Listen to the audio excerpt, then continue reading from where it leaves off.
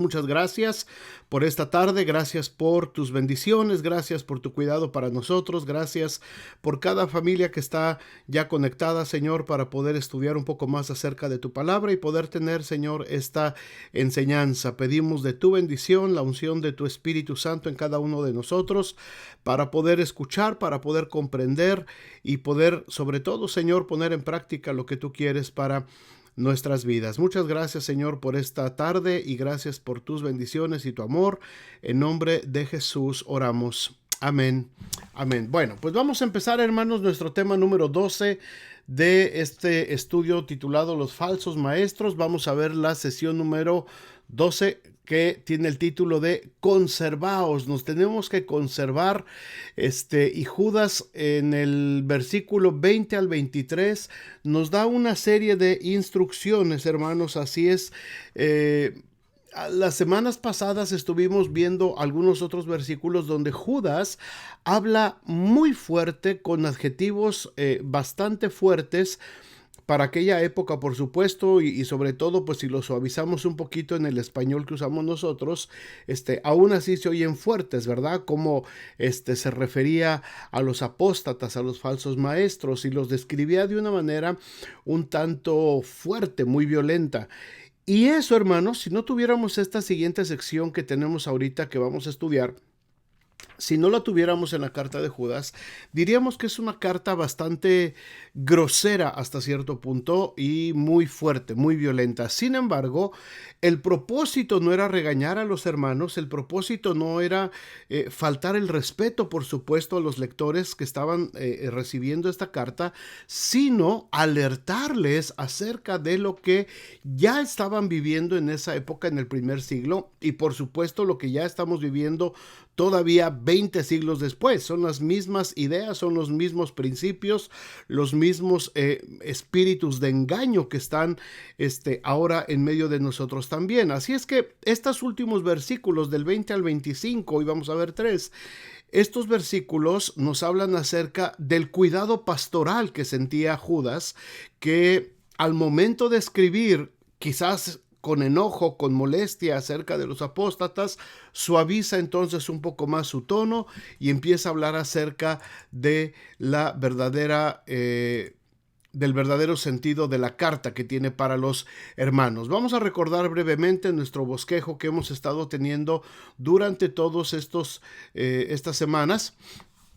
La sección 1, hablamos acerca de los primeros 4 versículos, acerca de el motivo de la carta, cómo se infiltraron estos apóstatas, estos falsos maestros a la iglesia. En la sección 2 hablamos acerca de la perspectiva divina. Recordemos que a lo largo del Antiguo Testamento también hay ejemplos de cómo hubo personas que se rebelaron y que apostataron de la fe, de la orden que Dios estaba mandando para el pueblo, ¿verdad? Conocimos quiénes son nuestros apóstoles, cómo actuaban, cómo se presentaban y también, sobre todo, qué es lo que decían los apóstoles, la comunidad apostólica desde el primer siglo. En esta tercera sección, ¿cuál es el encargo a los cristianos? Número 1 es conservarse, de lo que vamos a hablar ahora.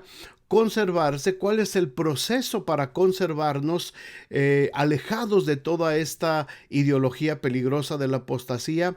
¿Y cuál es el producto? Es decir, ¿qué es lo que produce el conservarnos dentro de la sana doctrina que el Señor nos ha marcado? Eso es lo que vamos a ver ahora, los versículos 20 al 23. Así es que abran sus Biblias, por favor, hermanos, en la carta de Judas. Recuerden ahí pegadito Apocalipsis, y vamos a ver los primeros versículos. El primer versículo es: pero vosotros, amados, edificándoos sobre vuestra santísima fe, dice el versículo 20, orando en el Espíritu. Y viene una orden ahí en el 21. Es un imperativo que nos marca Judas. Dice: conservaos en el amor de Dios. Es una orden. No está sugiriendo, no está pidiendo. Dice: conservaos en el amor de Dios. Número 1, ¿cómo nos edificamos entonces en la fe? ¿cómo nos edificamos en la fe? ¿Por qué tenemos que edificarnos en la fe? Recordemos, hermanos, que esta orden o esta instrucción respecto a seguir creciendo en la fe, también nos las da el apóstol Pablo, nos las da Pedro también, nos las da Juan, nos las da Santiago. Este es un imperativo y por supuesto el Señor Jesús nos los enseñó también. El hecho de edificar, el hecho de seguir construyendo nuestra vida cristiana todos los días hasta que nos muramos físicamente o hasta que Cristo venga por nosotros. Este es un requisito de la vida cristiana, la constante edificación. Ahora, aquí el apóstol, Judas, no se está refiriendo a edificar físicamente, por supuesto. No está hablando de que tenemos que edificar la iglesia o edificar una catedral o que tenemos que edificar algo de ladrillos, de cemento. Está hablando de edificar una fe. Está hablando de que tenemos que edificar nuestra fe que tenemos en Cristo Jesús. Ahora, no es que tengamos tampoco, hermanos, que estar hablando acerca de crecimiento de la iglesia solamente, un crecimiento numérico. No, este no es un llamado al evangelismo. Este es, por supuesto que tenemos que crecer y tenemos que evangelizar. Pero en este versículo, Judas nos está hablando acerca de la fe que tenemos nosotros que desarrollar. Una fe que nos va a ayudar constantemente a enfrentar el error, desarrollar un sistema de inmunidad espiritual, es lo que quiere decir. Tenemos que desarrollar este sistema de inmunidad espiritual. Ahora, esto se va a lograr, hermanos, solamente mediante el estudio sistemático de la palabra de Dios. La Biblia es el único antídoto que tenemos contra el veneno de la apostasía. No hay otro camino, no hay otra forma, no es a base solamente de oraciones, no es solamente a base de cultos, no es solamente a base de imposiciones de manos. Tenemos que meternos a un estudio sistemático y ordenado de la Biblia. No hay otro camino corto, hermanos, no hay otro camino. En las iglesias en estos días se ha dejado mucho este tipo de estudios bíblicos y se han ido mucho más a los mensajes que son de motivación, a los mensajes que te ayudan en la vida diaria, a los mensajes que te dicen cómo salir adelante de esto, cómo enfrentar acá, cómo hacer allá. Y está bien, son parte de lo que necesitamos aprender en la vida cristiana, pero no podemos dejar de lado, no podemos estarnos llenando solamente de mensajes de cómo resolver esto y esto y esto y qué hacer en caso de esto y esto y esto y esto. Tenemos que meternos forzosamente a entender y a conocer de manera más profunda la escritura. Lo que hemos estado haciendo durante estos últimos meses, los jueves, lo que hemos estado haciendo, tratando de aprender un poquito de manera más sistemática de qué se trata la Biblia, cuáles son las principales doctrinas, qué es lo que encontramos, por qué la Biblia nos advierte de ciertas cosas, cómo respondemos y cómo vamos formando ciertas doctrinas que tienen que irnos dando fortaleza a nosotros. Porque cuando viene un viento de doctrina equivocada, hermanos, la única manera de estar bien cimentados es estando firmes en la palabra de Dios. No hay otro camino corto, no hay un atajo, no hay shortcuts. Tenemos que estar listos. No vamos a poder correr todo el tiempo con el pastor para que un pastor nos desenrede, un pastor nos diga qué es lo que está bien o qué está mal. Cada uno de nosotros como creyentes debemos de tener forzosamente una convicción, una base. Nos conviene saber qué es lo que está haciendo las sectas falsas, los falsos maestros. Por supuesto que sí. Tenemos que saber qué es lo que están hablando esas religiones falsas. Corresponde al soldado de Cristo, ¿verdad? Nosotros como soldados conocer, porque dice Pablo, no desconocemos tampoco las artimañas del enemigo. Es decir, tenemos que saber cómo piensan, cómo actúan, pero cuidado.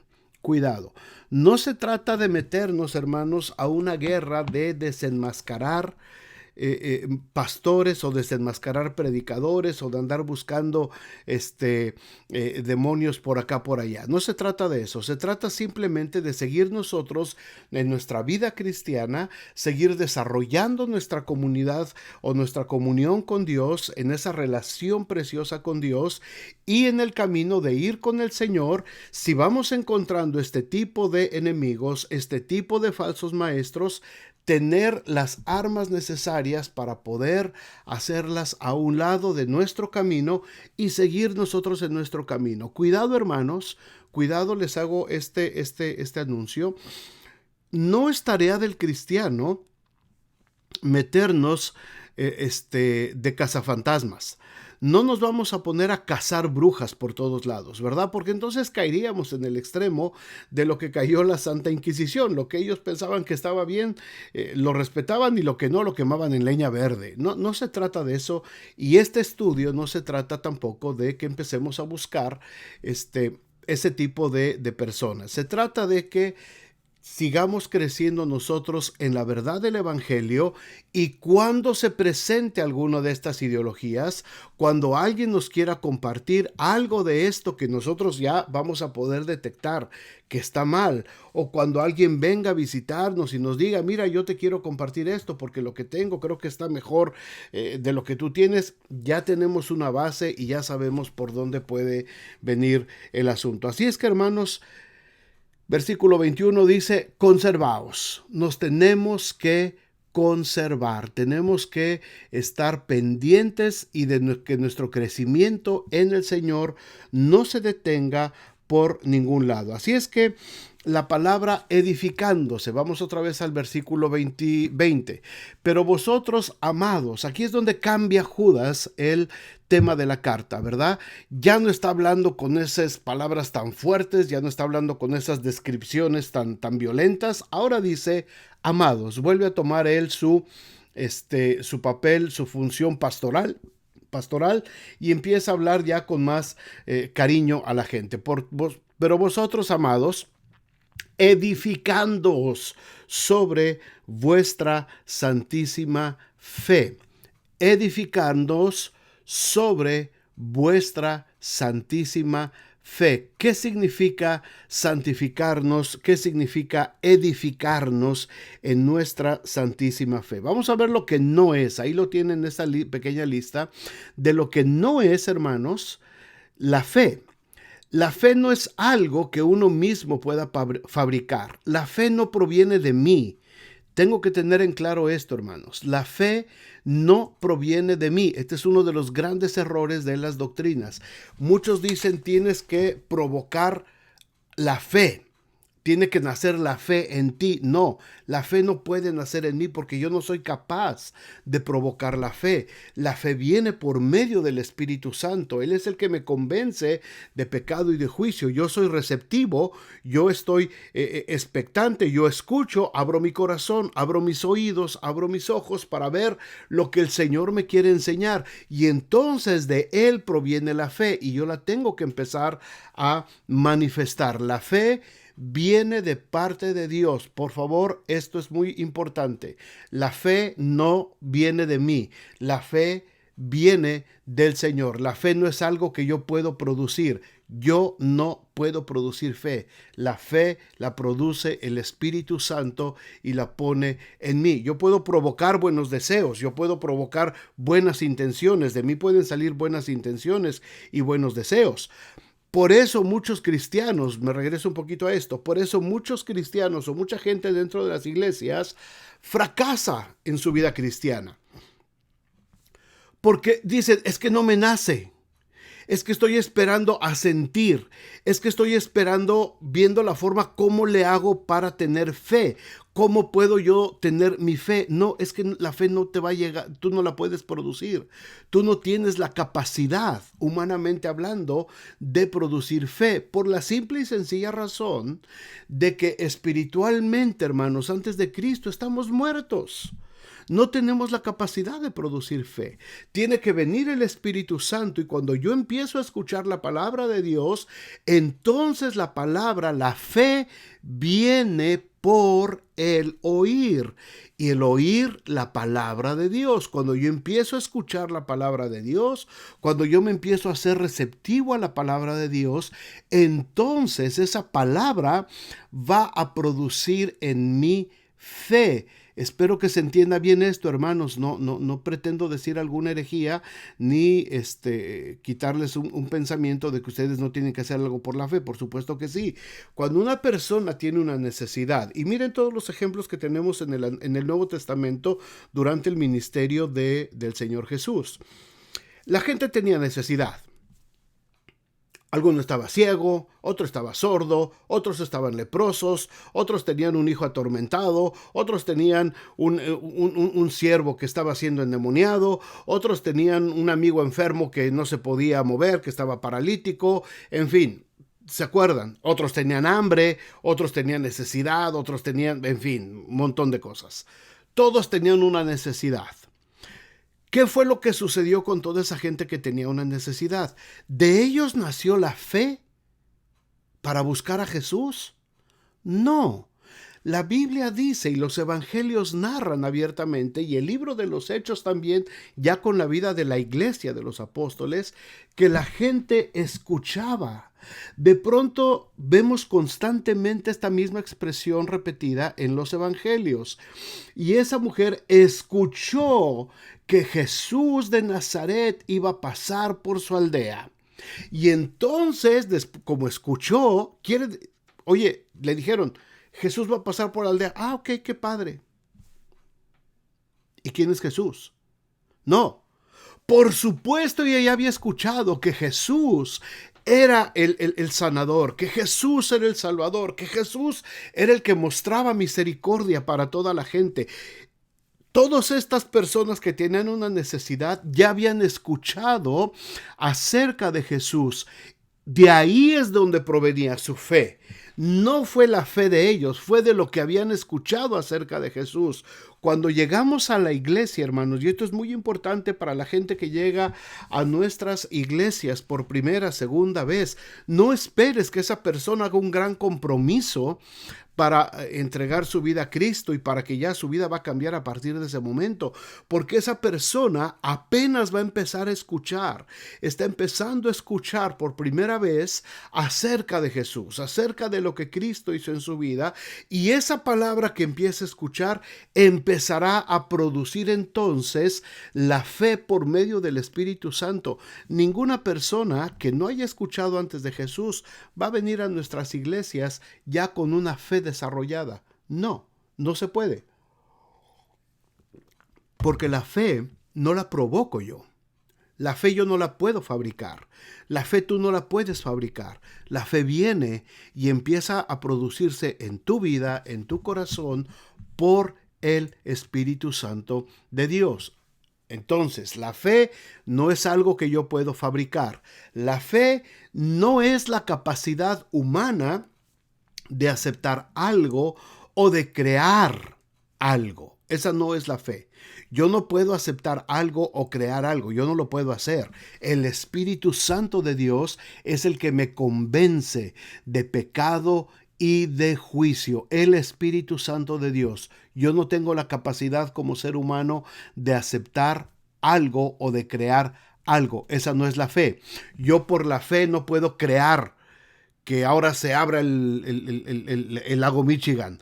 Yo no puedo crear que tus llagas en este momento sean sanadas o que tu enfermedad se va. Yo no lo puedo crear. Eso no es fe. Eso no es fe. Yo no tengo la capacidad humana. Es Dios el que obra. Es Dios el que produce la fe. Es Dios el que produce milagros. Es Dios el que abre el mar. Es Dios el que extiende su mano y sana. Es Dios el que hace todas las cosas de acuerdo a su voluntad. No es una fabricación humana. Tampoco es un sentir emocional o una idea vaga, por muy bonita que parezca. No es una emoción. La fe no tiene que ver con emociones. La fe no tiene que ver con sentimientos. La fe no tiene que ver con que te convulsiones o con que te pase algo o que sientes relámpagos o estrellas. La fe no tiene que ver con eso. La fe tiene que ver con una convicción de quién soy sin Cristo y quién soy ahora que Cristo está en mí. La fe tiene que ver con seguridad. La fe tiene que ver con fortaleza, con firmeza de quién soy en Cristo Jesús. Por supuesto que eso me va a producir gozo, alegría, me va a hacer llorar quizás, me va a hacer aplaudir, me va a hacer levantar mis manos, me va a hacer danzar, me va a hacer expresiones de júbilo. Ok, pero eso es una consecuencia, pero esa no es la fe. La fe no es algo emocional, no tiene que ver con emociones. Espero que se entienda esto, hermanos. La fe tiene que ver con convicción, con una seguridad. No importa que yo no lo sienta. Es que mucha gente dice, es que pastor, yo quiero creer en Dios y yo quiero, pero es que no siento nada. Pues es que no tienes que sentir nada. No se trata de que sientas calambres, que sientas toques, que sientas descargas eléctricas. No se trata de eso. No se trata de que sientas. Se trata de que entiendas. Se trata de que creas. Se trata de que veas en la palabra de Dios lo que dice y que en tu corazón tú lo creas. Aunque físicamente de momento no veas lo que está sucediendo, no ves lo que está pasando, es pues la fe, la certeza de lo que no se ve. No se ve. Son cosas que no podemos ver, pero las podemos aceptar y las puedo creer. ¿Por qué? Porque hay tanta evidencia de que es verdad. En mi vida, en 58 años, tengo cientos, si no miles de testimonios para decir que lo que yo he creído, lo que mis padres me enseñaron, lo que mis abuelos me enseñaron, sé que es verdad. ¿Por qué? Porque es una realidad en mi vida. Y lo he visto como una realidad en la vida de miles de personas a mi alrededor. He visto cómo la palabra de Dios se cumple. No solamente el testimonio que está escrito en la Biblia, sino en mi vida, a lo largo de toda mi vida, yo he comprobado cientos, si no es que miles de veces, cómo la palabra de Dios se cumple en mi vida. Así es que la fe no es un sentir emocional. ¿He perdido seres amados? Sí, claro que sí. Y me ha dolido, por supuesto, que mi carne humana me ha dolido mucho. He pasado situaciones difíciles también, por supuesto. Me he debilitado muchísimas veces, más de las que se imaginan, hermanos. Pero eso no quiere decir que yo haya perdido mi fe. Eso no quiere decir que mi fe esté tambaleando. No, mi fe está puesta en el Señor y mi fe está puesta en una seguridad, en una convicción por lo que yo he vivido, por lo que he estudiado en la palabra de Dios y por lo que yo he experimentado personalmente y por todos los testimonios que yo he visto alrededor de mi vida a lo largo de todos mis años de vida. Como dice Hebreos 11, está toda la lista de la galería que le llamamos la galería de la fe. Pero ustedes y yo, muchos de los que estamos ahorita conectados, podemos tener nuestra propia galería de la fe. Y yo puedo tener en mi galería de la fe que por la fe mis abuelos conocieron al Señor, mis abuelos paternos. Por la fe mi abuelo materno fue mártir del Evangelio, lo mataron por predicar el Evangelio. Por la fe mi abuelita también creció sin rencores hacia eso y creció y nos educó en la palabra de Dios. Por la fe mis padres también lo hicieron, por la fe mis hermanos, por la fe muchos pastores que conozco y hermanos y cristianos a lo largo de mi vida, por la fe. ¿Por qué? Porque es verdad, hermanos. Así es que la fe no es un sentimiento, la fe no es una idea solamente. La fe tampoco es concebida como algo subjetivo o personal. Es decir, no tiene que ver solamente como una idea filosófica, religiosa. La fe, sí, la fe está ahí. El problema es que ahorita yo tengo un problema muy fuerte que tengo que resolver. Oye, pero tienes que confiar en Cristo. Sí confío. ¿Sabes qué? Sí confío, tengo confianza, pero ok, ahorita esto lo dejamos por aparte, ponemos aparte la fe, los asuntos de la religión, la fe. Ayúdame a resolver mi problema. No. Es que no puedes separar, no es algo subjetivo, no es algo que puedes poner y quitar. La fe es lo que va a determinar el rumbo de tu vida todo el tiempo. La fe es lo que va a determinar cómo te vas a comportar, aún en situaciones difíciles, aún en situaciones cuando dices, la verdad, ahorita no tengo nada de ganas de tener fe.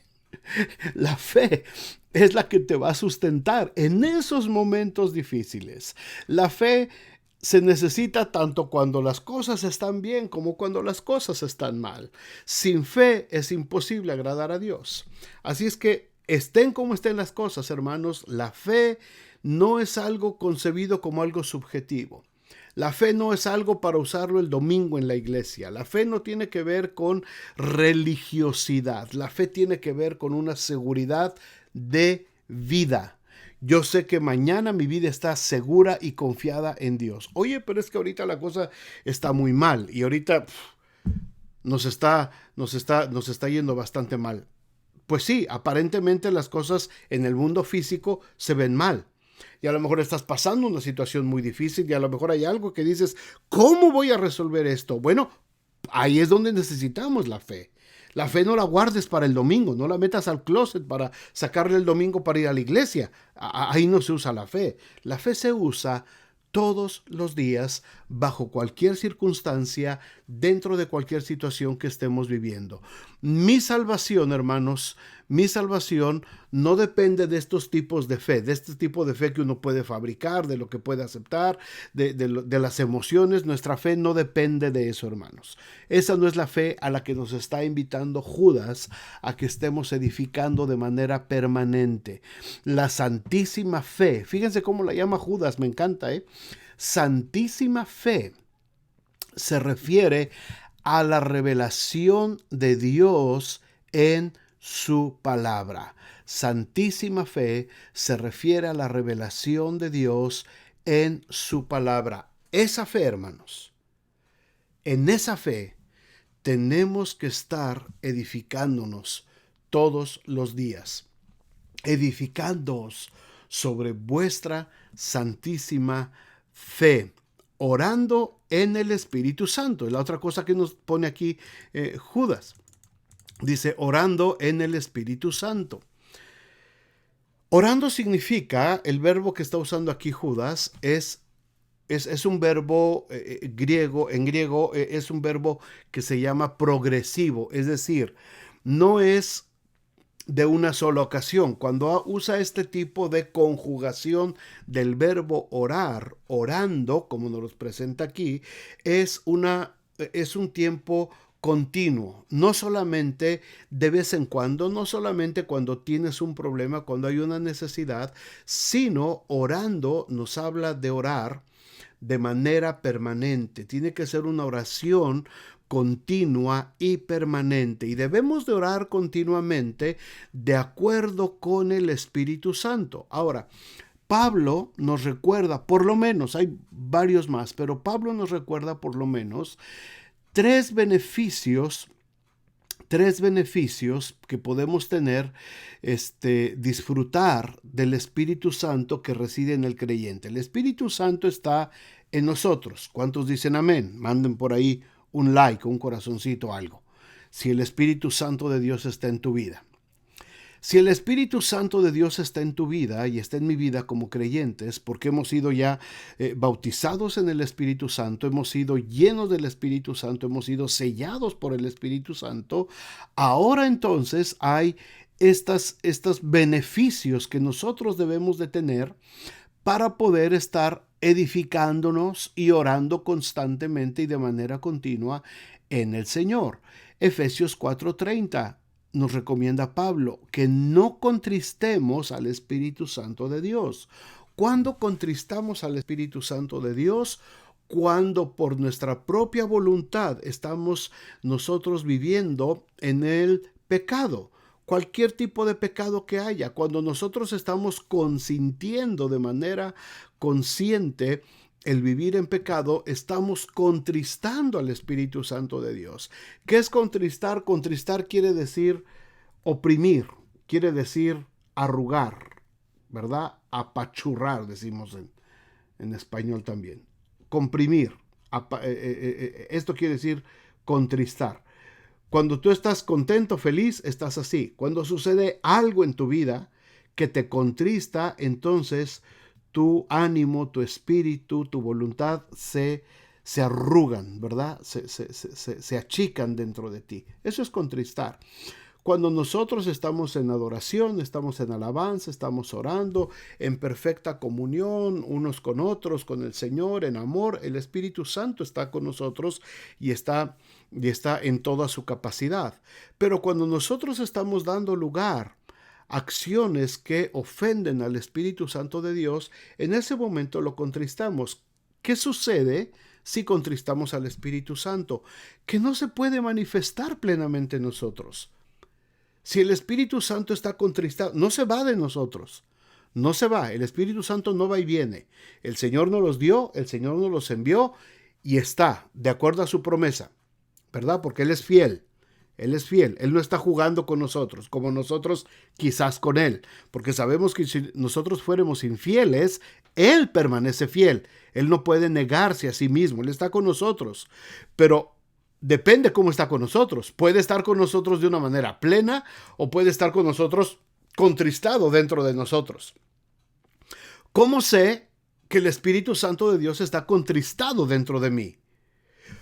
Porque no puedo manifestar el fruto del Espíritu. No hay completamente dentro de mí amor, gozo, paz, paciencia, benignidad, bondad, fe, mansedumbre, templanza. Algo de esto está faltando, que no se puede manifestar.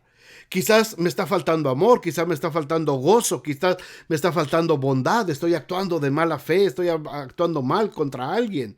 Quizás estoy irascible, quizás estoy impaciente. Parte del fruto del Espíritu no se está manifestando. Quiere decir que el Espíritu Santo entonces está contristado dentro de mí. ¿Por qué? Porque hay algo que lo está contristando. Y yo tengo que decir como el salmista, examíname, oh Dios, y ve si hay en mí camino de perversidad. Examíname. Y yo tengo que ser sincero con Dios y decirle, sí es cierto, Señor. Hay algo que me está perturbando, hay algo que me está inquietando y necesito confesarlo delante de Dios para que entonces el Espíritu Santo nuevamente, en lugar de estar ahí contristado dentro de mí, pueda empezar a manifestarse y entonces sí poder volver nosotros a sentir amor, gozo, paz, paciencia, benignidad, bondad, fe, mansedumbre, templanza. Si estos elementos están faltando en mi vida, en algún área, es porque el Espíritu Santo está contristando. Y Efesios 4:30 me dice que no contristemos al Espíritu Santo de Dios. Primera de Tesalonicenses 5:19, similar. Dice, no apaguéis al Espíritu. Ahora, contristar al Espíritu es hacerlo así. Apagar, hermanos, es neutralizar completamente al Espíritu Santo de Dios y volcarnos en una abierta y total rebeldía en contra de Dios. Le pasó a mucha gente en el Antiguo Testamento. Le pasó a mucha gente en el Nuevo Testamento. David, el gran cantor de Israel, el dulce cantor de Israel, el hombre conforme al corazón de Dios, en una época de su vida apagó el Espíritu Santo de Dios. Y lo apagó. Y las consecuencias fueron terribles, hermanos. Las consecuencias fueron lamentables. Mucha gente que ha decidido apagar el Espíritu, muchos hermanos que lo han hecho, se han arrepentido. Y las consecuencias han sido fuertes en su vida. Cuando tú apagas el Espíritu Santo y decides seguir caminando en la vida, seguir volando por tus propios instintos animales como eras antes de Cristo, el resultado, hermanos, es desastroso. Al principio, como el hijo pródigo, dices, uy, qué padre, ya me libré de la opresión del papá, de mis hermanos, de la casa, de las reglas, de la disciplina. Vamos a darle duro al hilacha y vámonos para allá. Pero tarde o temprano, te vas a encontrar solo, pobre, triste, comiendo las algarrobas que comían los marranos. y pensando en cuántos jornaleros en casa de mi padre tienen abundancia de pan y yo aquí perezco de hambre. Espiritualmente estoy hablando y muchas veces físicamente también, literalmente también llega a suceder cuando apagamos el espíritu. Así es que la invitación, hermanos, a edificarnos sobre nuestra santísima fe tiene que ver con esto. No contristemos al Espíritu Santo. No dejemos que uno de las nueve partes del fruto del Espíritu se apaguen, se mitiguen en nuestra vida. No apagues totalmente el Espíritu. Y Gálatas 5:16, Pablo nos da esta tercera recomendación. Andad en el Espíritu. ¿Qué significa esto y cómo lo logramos? Andad en el Espíritu no significa que vas a andar flotando, ¿verdad? Vas a andar flotando por el mundo sin tocar la tierra porque andas en el Espíritu, ¿verdad? Y ahorita no me toquen porque ando en el Espíritu. Hay falsos maestros, hablando de falsos maestros, ha habido falsos maestros y a lo mejor ustedes han visto videos y cosas de estas, de gente que dice, pastores o predicadores que dicen, en este momento nadie me toque ni me hable porque ahorita estoy en el Espíritu. Hermanos, esta es una soberana herejía. Oye, y el resto de tu vida no estás en el Espíritu, entonces.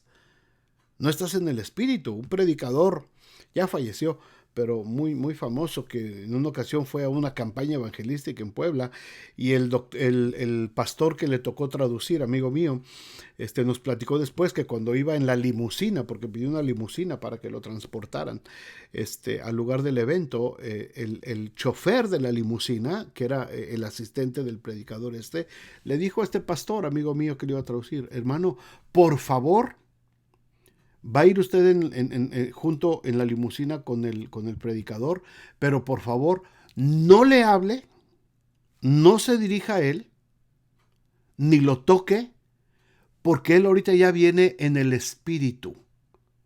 Si él le llega a hablar, si él le llega a decir algo, usted le contesta y nada más, pero usted ni platique ni le hable a él. Imagínense, hermanos, imagínense ese tipo de herejías, ese tipo de apostasía de lo que estamos hablando. Apostasía. Lo hay, hermano, sucede. Andamos en el Espíritu. ¿Qué significa andar en el Espíritu? Significa que estás en comunión con Dios todos los días. Significa que todas tus decisiones están basadas en oración. Todas tus decisiones que tomas todos los días están puestas en las manos de Dios. Significa sencillamente lo que dice Pablo en Gálatas, que lo que ahora vivo en la carne, lo vivo en la fe del Hijo de Dios. Eso es andar en el Espíritu. Ya no me gobierno yo, ya no vivo yo, sino que ahora Cristo vive en mí. Esto significa andar en el Espíritu. Significa que soy guiado por el Espíritu. Todos los días tengo que tomar cientos de decisiones quizás al día. Esas decisiones siempre están basadas en lo que la palabra de Dios me enseña, en la ética, en la conducta, en la forma de conducirme que Cristo me enseñó, que la doctrina apostólica me enseña. Eso es andar en el Espíritu, hermanos. No es que andes flotando, no es que te sientas el superhombre, la supermujer, y ahorita nadie se me acerque porque ando en el Espíritu. Y este tipo, perdón la palabra, este tipo de ridiculeces, hermanos, se ven muy seguido en las iglesias, sobre todo en nuestras iglesias de corte pentecostal, se llegan a ver ese tipo de cosas. Gente que se empieza a convulsionar y más, es que está en el Espíritu. No, eso no tiene que ver con el Espíritu. Tenemos que entender, andar en el Espíritu significa obedecer la palabra de Dios, significa andar en los caminos del Señor, significa guiar nuestras vidas, alinear nuestras vidas a lo que la palabra de Dios dice. Yo no puedo decir que ando en el Espíritu si estoy maltratando a mi esposa. Yo no puedo decir que ando en el Espíritu si estoy golpeando a mis hijos, o si soy hijo y soy rebelde contra mis padres. Yo no puedo decir que ando en el Espíritu si estoy transando dentro del trabajo donde estoy desarrollándome. Yo no puedo decir que ando en el Espíritu cuando los fines de semana me voy con los amigos a tomar cervezas, o siendo cristiano me voy todavía a los bailes a derrochar sensualidad. Yo no puedo decir que ando en el Espíritu cuando todavía ando realmente en la carne. Una cosa es andar en el Espíritu y otra en la carne. Y hay muchos que andan mitad y mitad. Fines de semana en la carne y el domingo vámonos en el espíritu. 2-3 días de la semana en el espíritu y el resto de la semana en la carne. Hermanos, tenemos, dice aquí nuestro estudio de hoy, 3 principios para disfrutar de los beneficios del Espíritu Santo que reside, que está dentro de nosotros. No contristes al Espíritu Santo de Dios, porque se te va a amargar la vida. Solitos nos hacemos la maldad. No apagues el Espíritu, porque te vas a arrepentir. Te va a ir muy mal si apagas el Espíritu de Dios. Y aprende a andar en el Espíritu y no en la carne. Así es que, volviendo al punto de arriba, tenemos que conservarnos. ¿Cuál es el proceso? Edificarnos sobre nuestra santísima fe, conservados en el amor de Dios. Vamos al siguiente punto. Conservarse. ¿Qué es lo que produce? ¿Cuál es el producto de conservarnos? La segunda parte del versículo 21 dice, esperando la misericordia de nuestro Señor Jesucristo para vida eterna. ¿Qué es lo que produce primero internamente? Primero, dentro de nuestro interior se produce una expectativa. Ahí dice que tenemos que estar esperando. Esta es una expectativa, ¿verdad? Esperando la misericordia de nuestro Señor Jesucristo, como cuando, ahora que viene Navidad, ¿verdad? Y recuerdas a lo mejor cuando eras pequeño, pequeña en la casa, y te decían, ya vamos a abrir los regalos, y estaban esperando, se creaba esa expectativa, y a los adultos les gustaba decirnos cuando éramos niños, ¿verdad?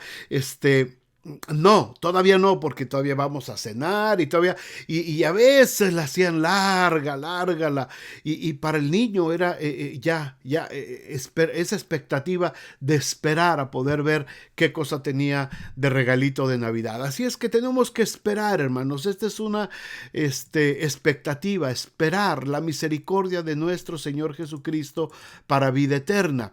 Un cambio de perspectiva. ¿Qué es lo que produce internamente en nosotros esta expectación? ¿Qué es lo que produce? Un cambio de perspectiva en el creyente con respecto a los incrédulos. Ya no pensamos igual que los incrédulos. Ya no estamos nosotros esperando el día del juicio final. Sabemos que viene un juicio. Y a mucha gente le espantan con videitos de que mira, el día del juicio final se acerca y los ángeles y los jinetes del apocalipsis, y te empiezan a poner videitos y mucha gente empieza a entrar en pánico. Si eres creyente,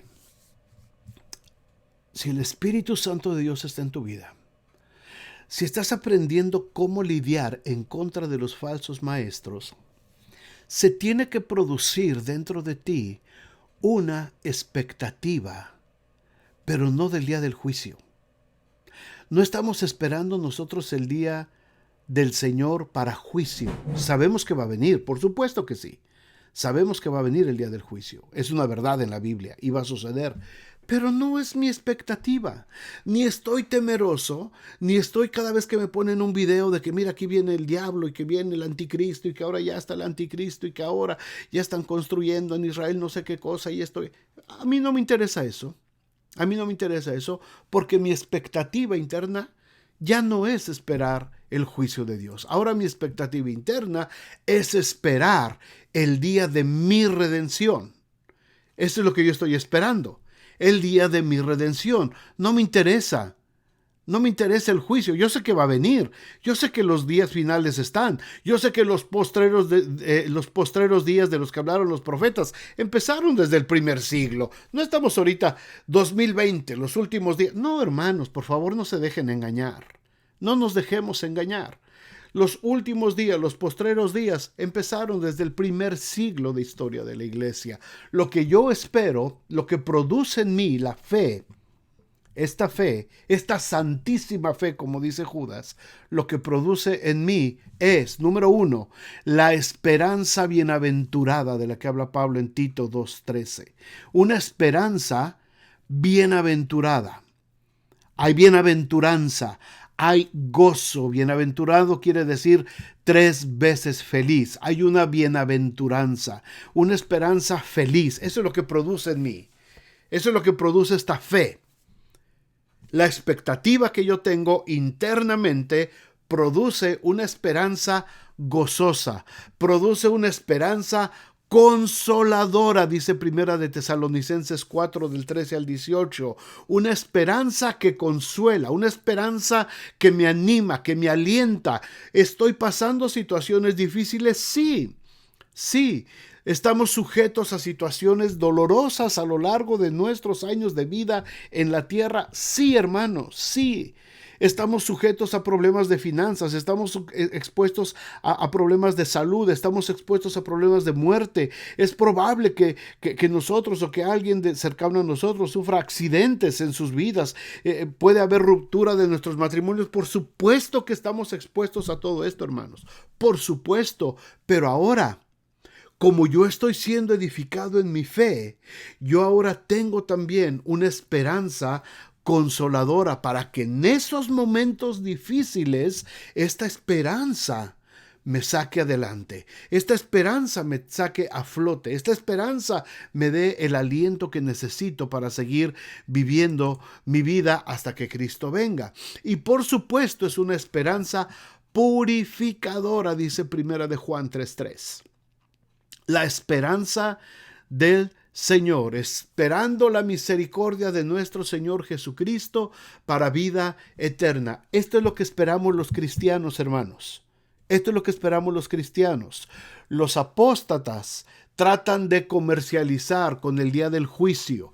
Los apóstatas de la fe tratan de espantar a la gente con cosas que tienen que ver con el día del juicio. Los creyentes en Cristo ya tenemos una certeza de lo que estamos esperando.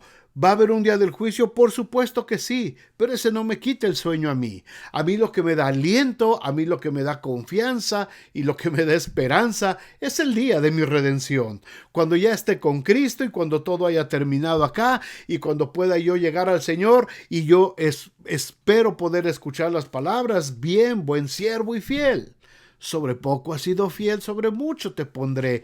Entra en el gozo de tu Señor. Eso es lo que yo espero. Y yo quiero que ustedes también esperen eso, hermanos. No estamos esperando el día del juicio. Nosotros hemos sido librados del juicio, del pecado, gracias a la cruz de Cristo. ¿Cuántos dicen amén a esta verdad? Hemos sido librados de la maldición del pecado. Yo ya no estoy viviendo con el temor del día del juicio. Esto produce en mí, hermanos, una expectativa de esperanza, una expectativa gloriosa internamente en mí. Ahora, el saber todo esto que hemos estado estudiando, el conocer todo esto que hemos estado hablando, hermanos, durante estas semanas, también tiene que producir en nosotros algo externo. Tiene que haber algo que nos produzca actuar externamente. Yo internamente estoy contento de lo que Cristo tiene para mí y estoy feliz de esa esperanza. Pero ¿cuál es mi compromiso que tengo que manifestar de manera exterior? Muy bien, vamos al versículo 22 y 23. Dice: a algunos que dudan, convencedlos. A otros, salvad, arrebatándolos del fuego. Y de otros, tened misericordia con temor, aborreciendo aún la ropa contaminada por su carne. Nuevamente vuelve a endurecer su expresión Judas. Yo creo que cuando Judas escribió esto, hermanos, estaba pasando por una situación de ver cómo toda esta gente, estos apóstatas, falsos maestros, se estaban aprovechando de los cristianos, de la gente que estaba empezando a conocer apenas del Señor. Recuerden esto, hermanos, recuerden esto, y esto es algo que muchas veces nosotros no lo apreciamos, y yo se los repito cada vez que tengo oportunidad. A la gente que le está escribiendo Judas no tenían una Biblia para poder guiarse todos los días, No tenían una Biblia, no tenían todos los escritos que tenemos ahora nosotros. Ellos se guiaban solamente por lo que se hablaba en los grupos cuando se reunían en las casas. Ellos se guiaban por lo que cuando iban ellos, si eran judíos, iban a las sinagogas, escuchaban lo que se llegaba a leer en las sinagogas, pero ellos no tenían acceso a leer toda la palabra de Dios, no tenían acceso a todos los libros sagrados, no tenían acceso a todas las cartas que ahora tenemos, tampoco tenían acceso todavía a los 4 evangelios. Entonces, hermanos, dense cuenta la posición de privilegio en la que estamos nosotros ahora. La situación de privilegio sobre los cristianos a los cuales les está escribiendo Judas. Tenemos una situación, una posición de privilegio mucho más especial que aquellos hermanos del primer siglo, hermanos. Tenemos ahora la palabra de Dios totalmente revelada y, como se los he dicho muchas veces, la tenemos en todas las traducciones y en todas las formas, y la tenemos en el teléfono y en la computadora y en la tableta, y la tenemos donde quiera, en el radio, donde quiera. Tenemos palabra de Dios. No tenemos ningún pretexto para decir, es que yo no sabía, es que yo no sé, es que vino alguien y me confundió, es que no supe cómo defenderme, es que me preguntaron de esto y no supe qué hacer. Hermanos, no podemos tener un pretexto para no saber lo que tenemos que hacer. Tenemos la palabra de Dios. Que no la querramos estudiar es otra cosa. Que no nos querramos meter a profundidad a estudiar la palabra de Dios es otra cosa. Vean, por ejemplo, todo este tipo de estudios. ¿Cuántos somos ahorita? Estamos 19 personas. Pero ahorita que terminemos, no ahorita, espérense, ahorita que terminemos, vean por ahí algún videíto de esos de TikTok donde están haciendo estupideces y tonterías y vean cuánta gente está metida ahí. Y van a ver también muchos cristianos metidos ahí. Y van a ver que tiene 300 o 400 o 500 personas en vivo viendo. O miles quizás de personas viendo. ¿Cuánta gente que está hablando tonterías y diciendo artistas y acá diciendo babosada y media? Cientos y cientos de personas viéndolos. Y cuando se trata de estudiar la palabra de Dios, 20 personas solamente reunidas. Así es que, hermanos, estamos en una posición de privilegio con los hermanos que tenían antes. Pero aquí Judas nos está poniendo una responsabilidad y con eso vamos a terminar hoy. Nos pone una triple responsabilidad.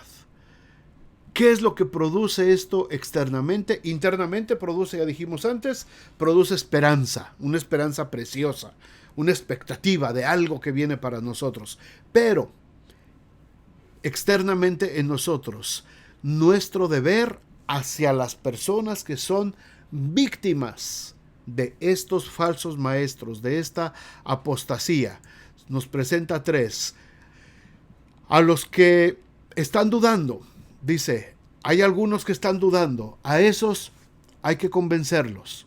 Ahora, no es gente que está insistiéndote en algo, hay gente que tiene dudas muy verdaderas, ¿ok?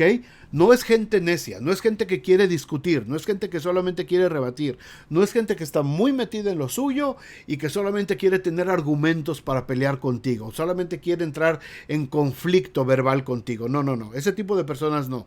Se refiere aquí Judas a los que tienen dudas, algunos que tienen verdaderas dudas. Hay gente que tiene dudas, hay gente que está en ciertas religiones, en ciertas sectas, en ciertos grupos, le han dicho algunas cosas acerca de la palabra de Dios equivocadas, y esa gente tiene sinceras dudas. Tenemos que aprender a discernir quién está preguntando porque quiere conocer y quién está preguntando porque quiere pelear.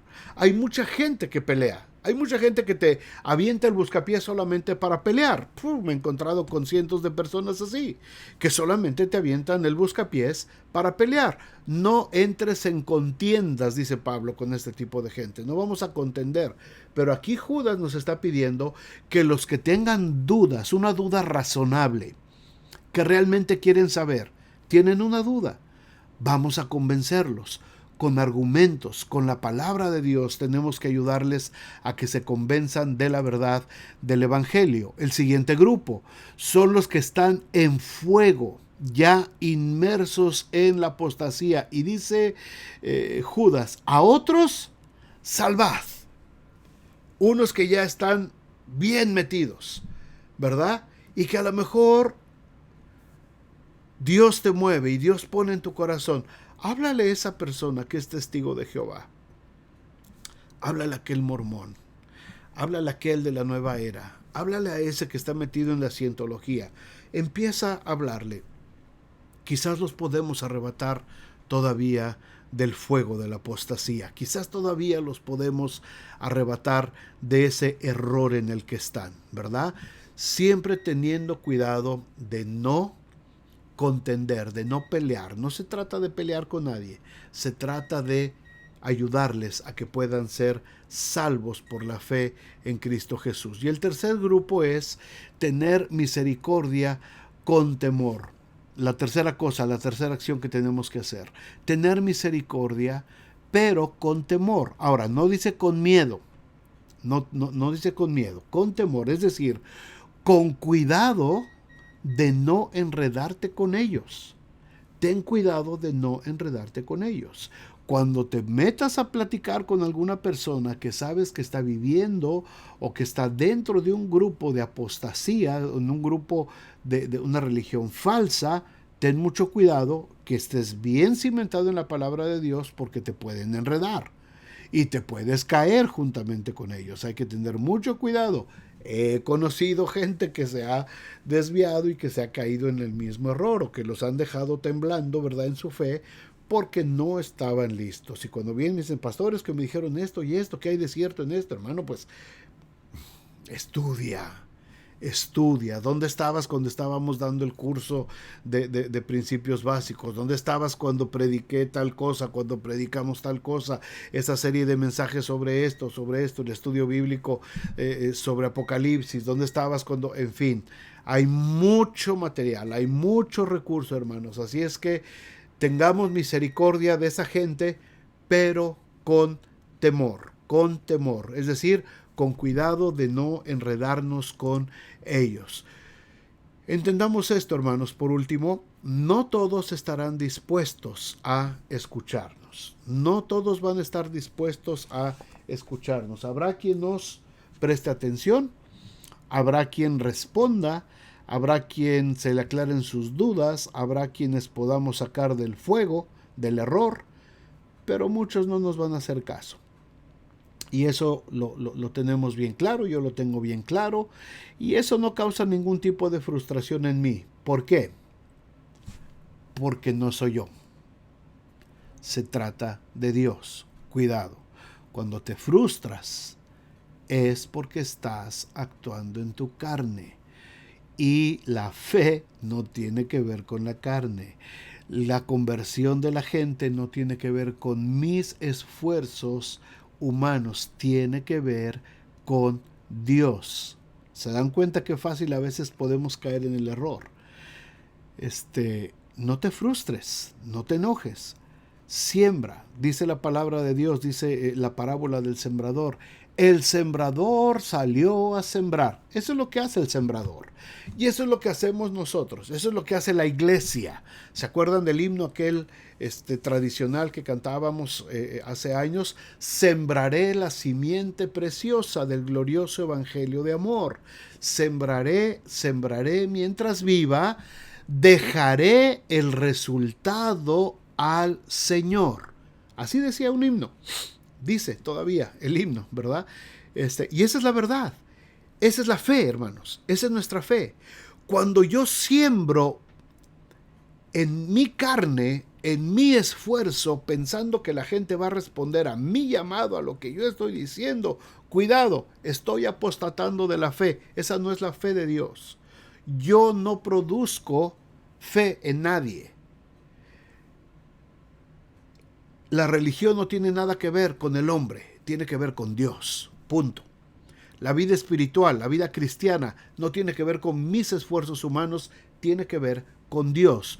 Yo hago lo que tengo que hacer, punto. Dios es el que obra en medio de la gente. Dios es el que obra en mí. Yo obedezco la palabra de Dios. Pero es que me está yendo mal. No importa, yo sigo obedeciendo la palabra de Dios. Dios es el que va a sostenerme. Dios es el que va a responder. ¿Se acuerdan del caso de Job? Cerramos con esto. le estaba yendo mal. Se murieron sus hijos, les robaron todos sus ganados, le robaron todas sus pertenencias, se quedó sin nada, perdió su salud, perdió su integridad, estaba ahí. Eso no mermó en nada la fe de Job. Él seguía pensando que Dios todavía era Dios y que Dios estaba en el centro de control y que pues había una explicación probablemente para lo que le estaba pasando. Pero en todo lo que pasó, Job no pecó jamás en contra de Dios, porque no se trataba de él, se trataba de Dios. No se trata de nosotros, mis amados hermanos, se trata de Dios. La fe no funciona por nosotros, funciona por Dios. La fe no la producimos nosotros, la produce Dios. El resultado de nuestro trabajo de evangelismo que nosotros debemos de hacer no tiene que ver con lo bien o lo mal que lo hagamos, tiene que ver con la voluntad de Dios en la vida de la gente. Cuando nosotros hablamos, cuando nosotros enseñamos, no tiene que ver con nosotros, tiene que ver con Dios. Como pastor, yo no me frustro cuando a veces veo que lo que yo he predicado y he hablado, la gente a veces hace todo lo contrario. ¿Por qué? Porque no soy yo estoy hablando la palabra de Dios y Dios es el que va a producir en cada quien el querer como el hacer. Amén. Dios les bendiga, hermanos. Vamos a orar, vamos a darle gracias a Dios. Espero que haya quedado más o menos claro todo lo que les acabo de expresar.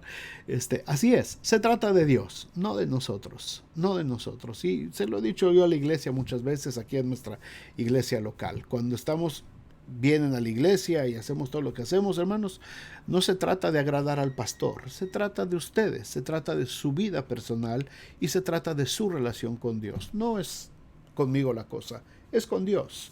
Y mi vida también no es hacia la iglesia, mi vida es hacia Dios. Y por Dios sirvo a la iglesia. Por amor a Dios, tengo amor por mis hermanos y por amor a Dios hago lo que hago. Pero se trata de Dios, no se trata de nosotros. El Señor nos bendiga, hermanos. ¿Les parece si oramos y le damos gracias a Dios por esta tarde? Padre, muchísimas gracias por tu amor. Gracias, Señor, por tu palabra. Gracias por esta preciosa carta de Judas. Gracias, Señor, por estos versículos finales casi ya de Judas, Señor, donde nos anima a persistir, a buscarte y a cuidarnos, Señor, de caer en manos de los falsos maestros y de los apóstatas. Señor, tenemos que seguir edificándonos todo el tiempo, todos nosotros, cada uno. Es responsabilidad de cada cristiano poder edificarnos en tu palabra y poder conocer acerca de tu palabra todos los días. Cada día tiene que haber algo, un crecimiento cada día. No podemos pasar un día sin que haya un crecimiento espiritual en nosotros, que nos ayudará en todo momento a enfrentar todas las situaciones que vivimos como personas, como familias, como cristianos, Padre. Muchas gracias. Bendice, Señor, a cada familia que está conectada, cada familia que está reunida, cada persona. Bendice y guarda, Señor, a tu pueblo donde quiera que esté. Oramos por nuestros hermanos ahí en Centroamérica, Señor, que están pasando por una situación difícil por causa de los huracanes. Oramos por tu pueblo, Señor, para que puedas traerles consuelo, Señor, y que nosotros podamos también extender nuestra mano para ayudarles y mitigar en un poco, Señor, su necesidad. Gracias en nombre de Jesús. Amén y amén. Hermanos, gracias. Déjenme decirles nada más por último.